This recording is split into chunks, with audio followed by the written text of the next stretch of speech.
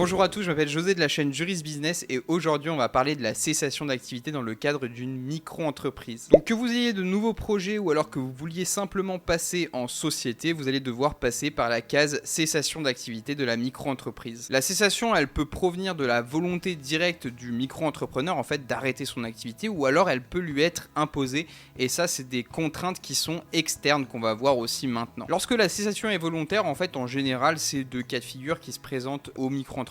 Soit son activité a pris énormément d'ampleur et dans ce cas-là il est intéressant pour lui de passer en société. Ce passage en société va aussi lui être utile parce que ça va donner une autre impression au client, parce que tout le monde le sait, en micro-entreprise toutes les formalités sont extrêmement simplifiées. Quand on est déjà dans une société comme une SASU par exemple, il faut avoir un expert comptable, il faut produire un bilan, c'est des obligations qui sont plus lourdes, etc. Donc forcément ça implique un gros sérieux, alors que le micro-entrepreneur, malheureusement il y a une réputation de simplicité qui s'attache à ce statut et dont il est difficile de se défaire pour aller chercher des clients. Et je peux vous dire que c'est beaucoup plus simple de démarcher une entreprise quand on est une SASU par exemple que quand on est un micro-entrepreneur ou un auto-entrepreneur. Le deuxième type de cessation volontaire, c'est simplement la volonté propre de l'auto-entrepreneur, du micro-entrepreneur d'aller faire autre chose. Il se peut que le micro-entrepreneur ne trouve pas les moyens de subsister dans sa micro-entreprise et qu'il veuille aller retourner au salariat, donc pour chercher une certaine stabilité de l'emploi et avoir un salaire fixe tous les mois. Parce que oui, on va pas se mentir, quand on est en micro-entreprise, évidemment, c'est à nous d'aller nous chercher notre salaire de tous les mois et ce salaire n'est pas forcément dû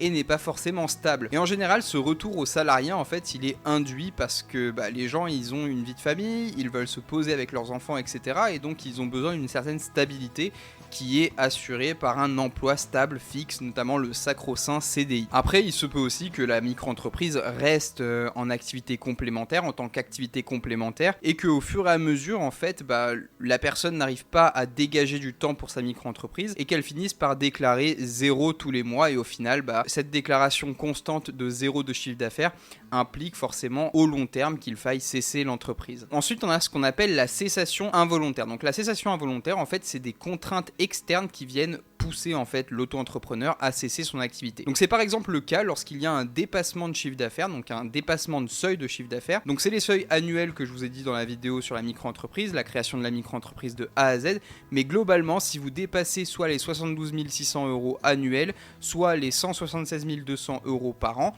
en fait vous dépassez les seuils de la micro-entreprise et vous n'avez pas d'autre choix que de vous transformer en entreprise individuelle. Cette cessation implique donc qu'il soit obligatoire en fait de procéder à une cessation d'activité et de passer au statut supérieur, c'est-à-dire l'entreprise individuelle classique, pas de régime micro. Deuxième cas de cessation involontaire de l'activité du micro-entrepreneur, en fait c'est le cas où il déclare 0 de chiffre d'affaires sur une durée consécutive d'1 an. Là on estime qu'il y a une suspension d'activité qui se transforme en cessation et on va venir rétrograder le statut de micro-entrepreneur au régime d'entrepreneur ordinaire. Donc ça sera un régime évidemment qui sera moins avantageux que la micro-entreprise puisqu'on est quand même une niche fiscale qui est très intéressante. Donc concrètement, pour cesser votre activité, en fait vous allez devoir remplir certaines formalités et notamment informer le fameux CFE, le centre de formalité des entreprises. Donc attention ici, quelque chose de très important, c'est qu'à partir du moment où vous décidez d'arrêter votre activité, de cesser votre activité, vous ne devez pas pour autant cesser de déclarer votre chiffre d'affaires sur la plateforme de l'URSSAF.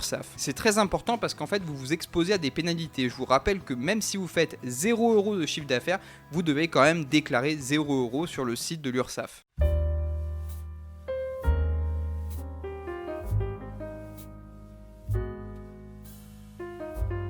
Concrètement dans la forme, comment cette cessation d'activité s'articule-t-elle? En fait c'est extrêmement simple, vous avez deux possibilités. La première, soit vous vous rendez sur le site de l'URSSAF et vous allez dans la rubrique gérer mon auto-entreprise. À partir de là vous allez dans l'onglet aller plus loin puis cesser mon activité, vous cherchez votre activité dans la liste et vous cessez votre activité. Ou alors vous pouvez passer par la forme écrite, donc c'est le remplissage du formulaire P4P2 et c'est exactement la même chose, vous remplissez, vous sélectionnez votre activité, etc. Vous envoyez ça au CFE, mais pour moi c'est beaucoup plus simple de passer par la forme dématérialisée. Tout va extrêmement vite, vous prenez pas la tête, c'est validé dans les quelques jours qui arrivent et voilà, on n'en parle plus, l'activité est cessée. Je rappelle aussi que lorsque vous cessez votre activité, en fait la notification de la cessation d'activité doit être envoyée au CFE dans le mois qui suit, ça doit être vraiment immédiat, c'est très rapide, donc n'oubliez pas vraiment de faire la formalité le plus vite possible, comme ça tout est réglé.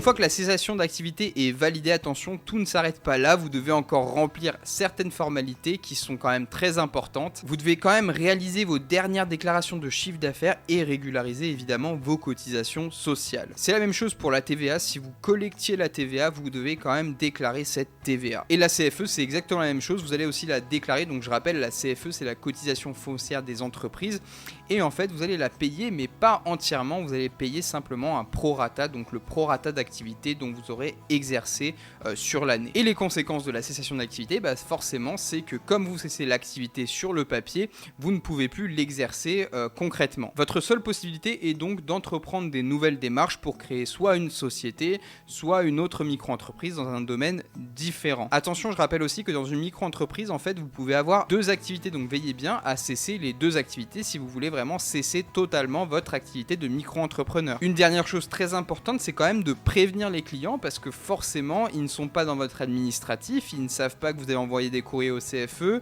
que vous avez fait des démarches en ligne, donc forcément, ils ne sont pas du tout au courant de la fermeture de votre micro-entreprise. Et si vous ne voulez pas qu'ils vous rappellent pour vous proposer du travail, veillez bien à leur notifier justement la cessation d'activité, donc c'est extrêmement simple. Si vous avez une page Google My Business, vous pouvez mettre simplement un message général sur votre page, vous pouvez aussi mettre un message général sur la page Facebook, sur Instagram, sur tous les réseaux sociaux dont vous disposez. Si durant votre activité de micro-entrepreneur, vous avez eu la possibilité justement de collecter des adresses mail, c'est très intéressant aussi parce que vous allez pouvoir leur notifier la cessation d'activité quasiment instantanément par un mail groupé, donc ça c'est très bien. Si jamais en fait votre cessation n'est qu'une étape et que vous allez passer en société, dites bien aux clients que vous allez avoir une pause dans l'activité et que vous allez la reprendre et donnez bien la date de reprise de l'activité. Donc c'est la date à laquelle vous avez dicté qu'il allait avoir un début d'activité sur votre société. Si vous ne voulez pas qu'il y ait de trou en fait dans votre activité entre la cessation de la micro-entreprise par exemple et la création et le début d'activité de la SASU, de la SARL, de quoi que ce soit, faites en sorte vraiment de cadrer vos dates, qu'il y ait un roulement, que tout s'enchaîne en fait et comme ça vous n'avez pas besoin d'avoir de pause. Donc ça, tout ça c'est de l'anticipation, c'est à vous vraiment de gérer votre planning et de faire en sorte que tout cadre et qu'il y ait un roulement correct pour pas avoir de trou sur votre emploi du temps. Donc voilà, c'est tout pour la cessation d'activité dans le cadre de la micro-entreprise. J'espère que la vidéo vous a plu, qu'elle vous a informé,